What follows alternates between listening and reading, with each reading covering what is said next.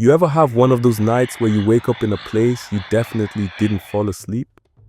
Maybe a friend's couch, the front seat of your car, a jail cell. No judgment. But Marcus Carter, he wakes up in the middle of a bioluminescent forest, surrounded by a dozen towering figures that look like they walk straight out of an ancient fever dream. And folks, that ain't normal. Now, Marcus isn't the kind of man who panics easy. He's faced bullets, explosions, and the kind of horrors that turn young soldiers into old men overnight. But this is different. The air hums, the ground pulses, and these beings, they don't blink. They just stare, studying him, judging him. And just as he starts to wonder if this is a dream or some next level hallucination, one of them steps forward, waves a staff, and before he can so much as protest, Marcus is lifted into the air. But his body? Yeah, it's still laying there. Marcus Carter has seen death. He's held it in his arms. But never like this. Never from the outside looking in. Now, you might be wondering, how does a man like Marcus end up here? Well, let me take you back before the forest. He's been here before, sitting in that same chair, surrounded by the same faces. But today feels different. Today, Marcus Carter has already decided this will be his last session. In 24 hours, he'll be gone, and no one will even know why. Marcus, if you could think back to a moment before everything changed, before the weight of it all settled in, where would you go? Marcus barely hears the question. The words reach him, but they feel distant, like a voice calling through thick fog. He doesn't answer right away. How could he? How do you explain the weight of a ghost? How do you put into words the way loss lingers? The way it changes you? His mind isn't here, in this quiet room. He wasn't always like this. There was a time when duty and discipline were his world. Marcus blinks, his fingers clenching into a fist on his knee. He exhales slowly, finally answering in the only way he knows. Before the gunfire, before the chaos, before the loss, there was routine, structure, a rhythm to life that made sense. It started with the sound of boots hitting the dirt, the cadence of soldiers calling out in unison. Before the sun even had a chance to fully rise, the base camp was alive. The smell of sweat and sand mixed in the thick desert air as squads pushed their limits, running drills, training, preparing for a mission that, on paper, was just another objective, just another day in the fight. Marcus remembers that morning well, the sun barely breaking over the horizon, casting long shadows across the camp. He remembers Specialist Jackson, fresh to the team, trying to mask the nerves beneath a confident grin during PT, but Marcus's mind was preoccupied with the upcoming mission briefing. The mission briefing was routine, the kind Marcus had sat through dozens of times before. A suspected foreign fighter, intel suggesting he had ties to bomb makers in the region. They were to locate, secure, and extract. Simple, clean. But war doesn't care for simplicity, it doesn't follow plans. With their orders clear, the team geared up, weapons checked, radios tested, a final nod before loading onto the Black Hawk. The engines roaring to life as they lifted off into the endless stretch of desert.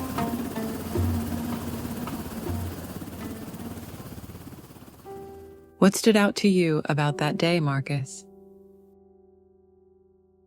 Jackson was like the little brother Marcus never had. After losing his parents and sister, he convinced himself that getting close to people was a mistake. But Jackson had a way of pulling people in. He talked about home, about the life he'd built after the war. Over the next 18 months, Marcus and Jackson became more than just soldiers. They became brothers. Through firefights, late-night guard shifts, and hard-earned laughs, they built a bond forged in battle. Jackson looked up to Marcus. Marcus looked out for Jackson. And just when Marcus started to believe he wasn't alone in this, life reminded him. Took Jackson too. Jackson was more than just another soldier. He was a brother. A man Marcus Carter would have given his life for. One moment, just another day. Soldiers gathered in the chow hall, sharing stories between bites of chow hall food. The next, chaos. The deafening explosion of a mortar strike. The smell of burning sand and metal. The scramble for cover. Marcus and Jackson were part of the quick reactionary force, tasked with finding the source of the attack. Another mission. Another drive into the unknown. Then, the blast. Humvee twisted into a heap of fire and shrapnel. His ears rang. The taste of blood in his mouth. And Jackson was gone. Days later, Marcus stood by his casket, his wife Penelope at his side. He had fought for his country, bled for his brothers, but in the end, none of it had saved Jackson. So what's left? Therapy? Talking about it? He's done talking. Soon, he'll be gone. As the miles stretch on, the wipers struggle against the storm, rain hammering the windshield in waves. Headlights carve through the darkness, but the road ahead is as uncertain as the past behind him. Tomorrow marks 3 years since the accident. The night his parents and sister never made it home.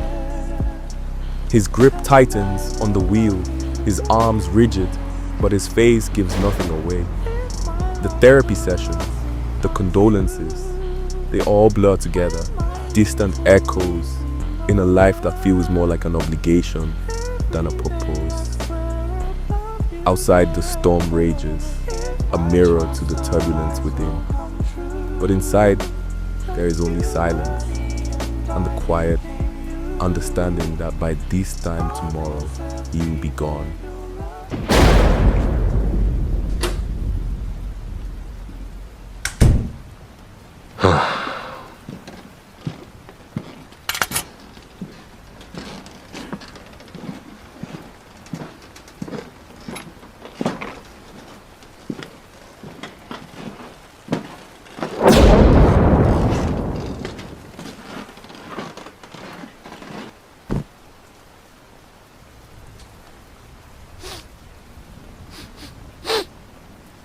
Marcus sat alone, lost in the weight of what once was.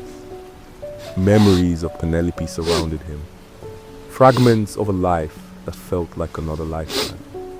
Love, hope, the promise of a future. All of it gone. He traced the edges of an old photograph, his chest tightening as the past washed over him. The warmth of a smile, the quiet moments they shared. The dreams they built together, now buried beneath the weight of loss. The pain was relentless, unyielding, yet survived war. Endured things no man should, but this was different. Some wounds never heal. Some losses are too great to carry. And as the memories played before him, one thing became clear. He couldn't keep going like this. Poor Marcus cried himself to sleep.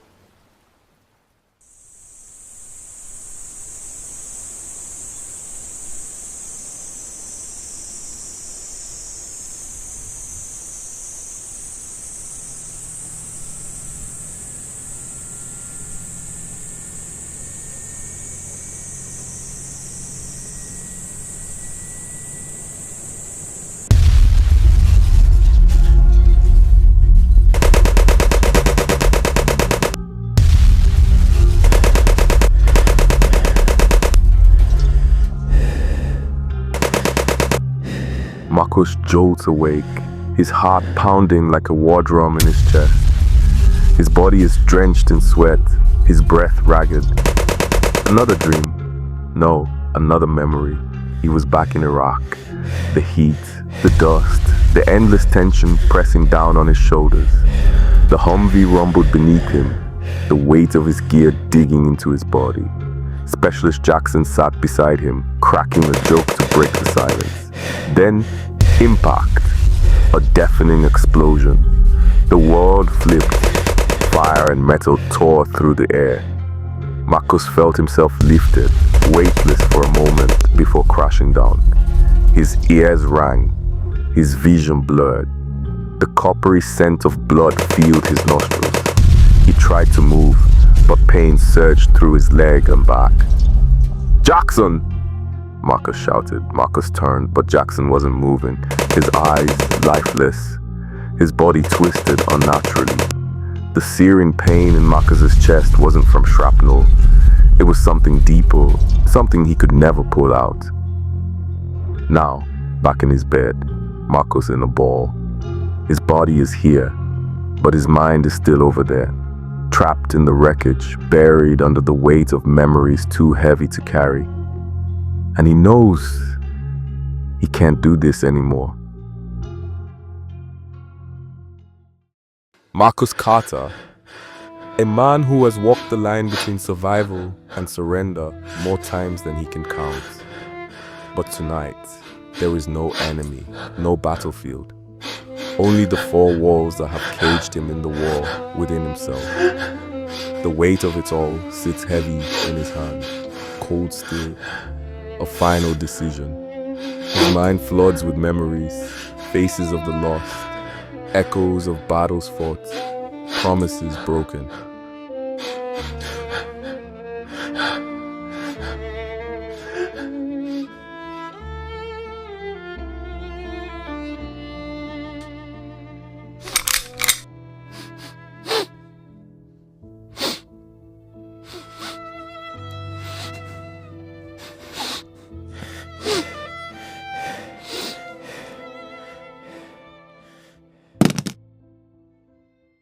Marcus sat in the heavy silence of the room, the weight of his own existence pressing against him like an unseen force.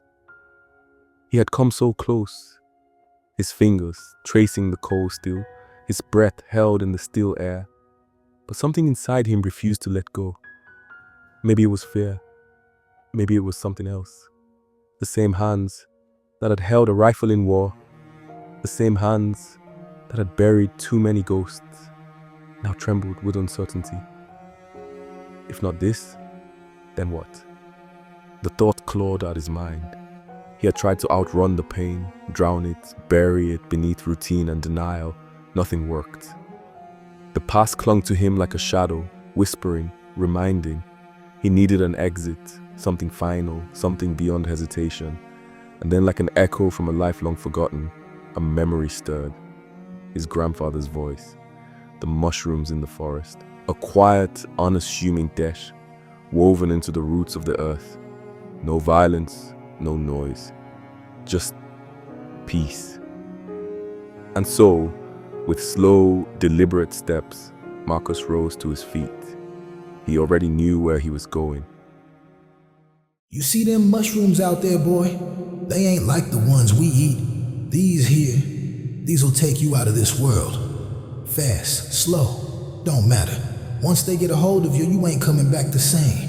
If you come back, some folks say they bring peace. Others say they open doors no man was meant to walk through.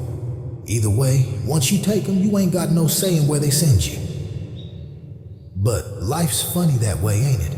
Sometimes the things meant to end you, they got a different plan."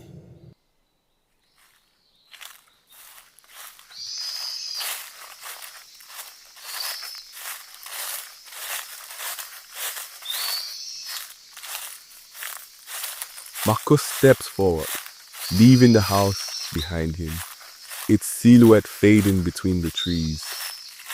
The air is thick with the scent of damp earth and pine, the same scent he remembered from childhood.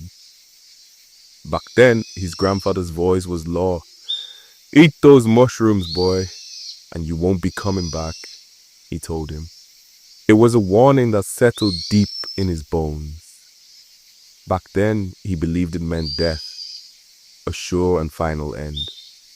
But now, as his boots press into the forest floor, he wonders, was that really what Grandpa meant?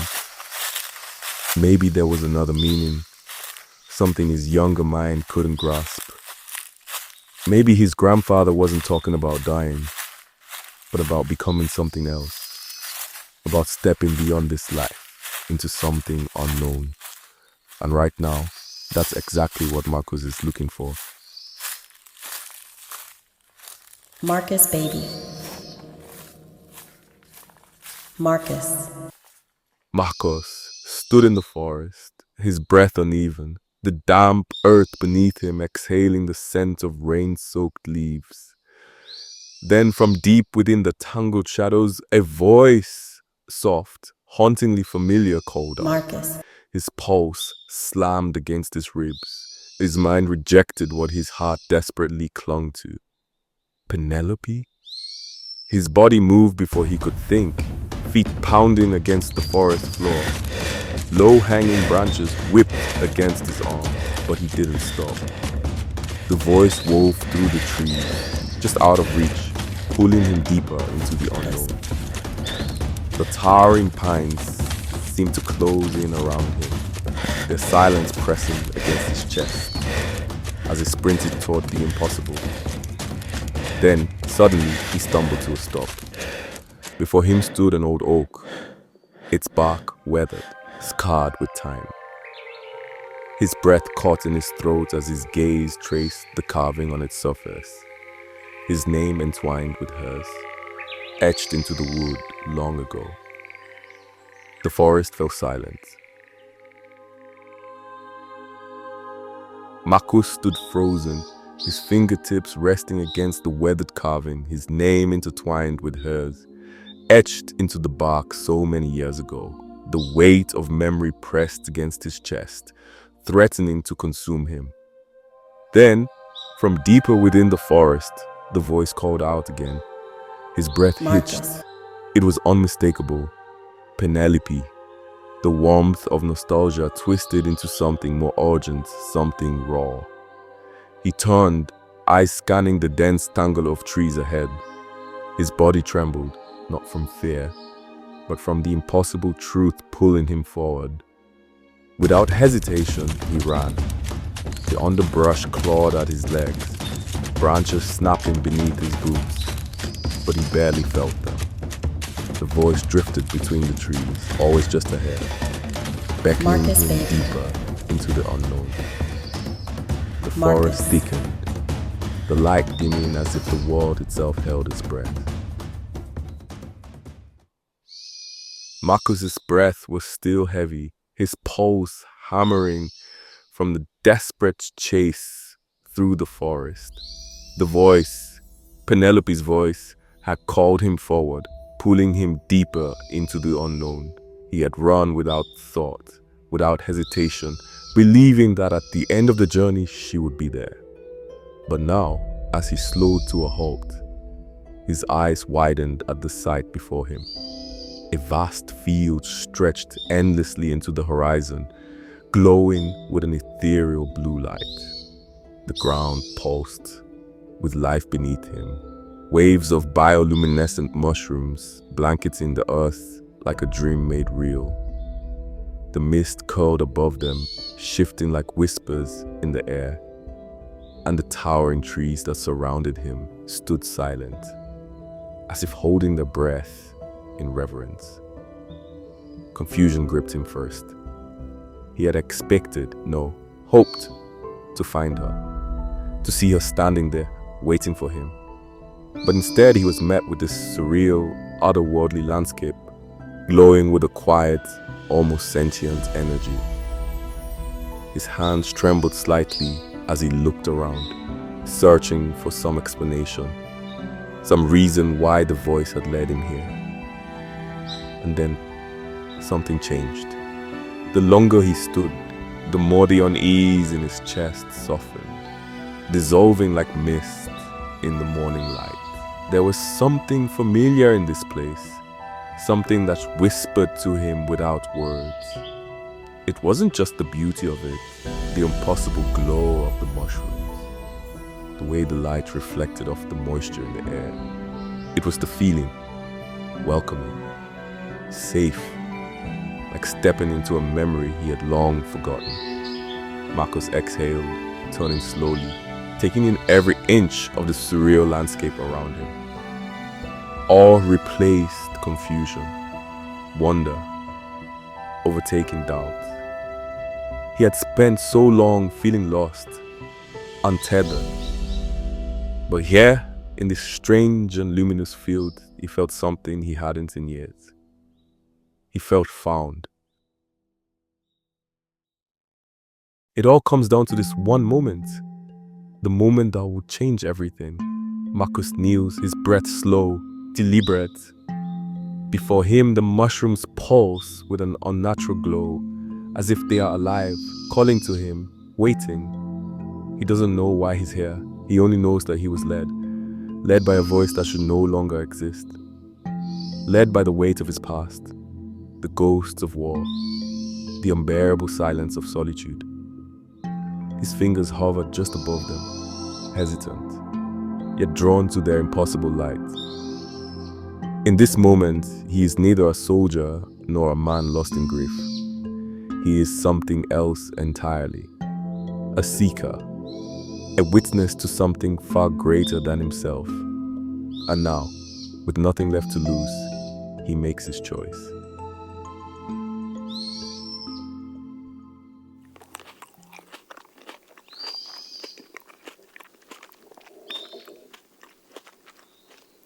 Now, I done told you about them daggone mushrooms out there.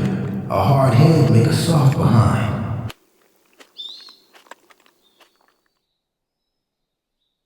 As the mushrooms settled in his stomach, Marcus felt the first stirrings of change. A warmth spread through his chest, his heartbeat quickening, not from fear, but from something unknown pressing in.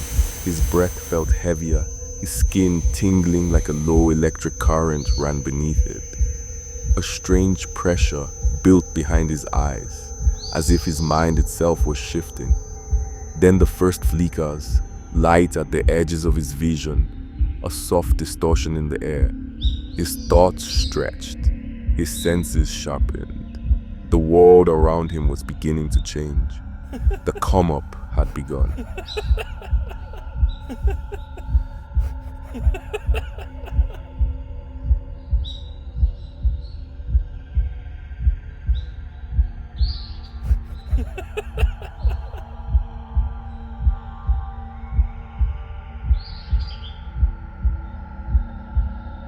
The come-up is only the beginning.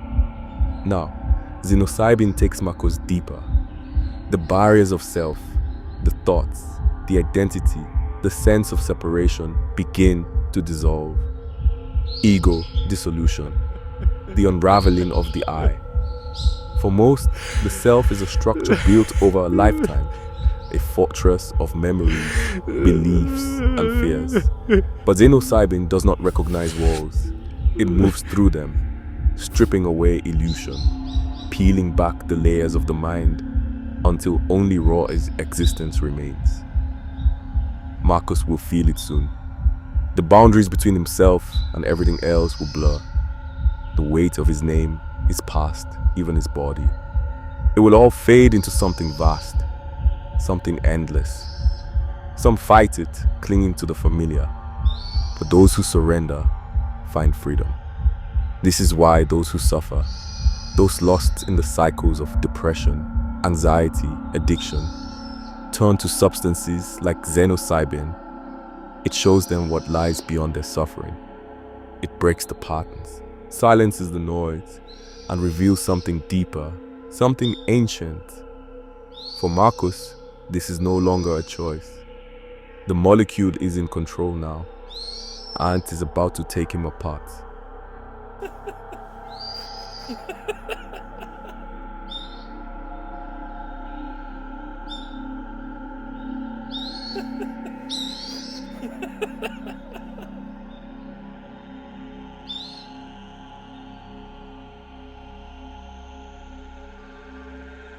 Reality no longer holds its shape.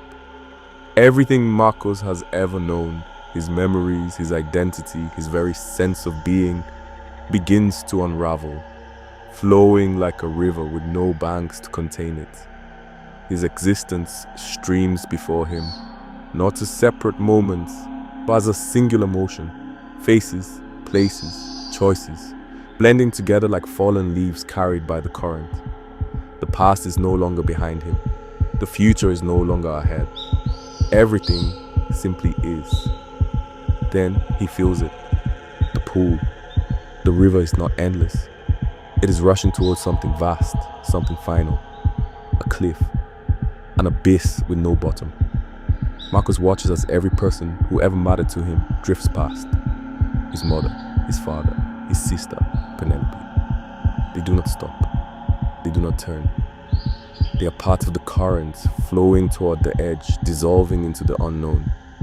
Panic surges through him, but there is nothing to grasp, nothing to hold on to. The weight of everything he has ever been is about to go over, and he is going with it.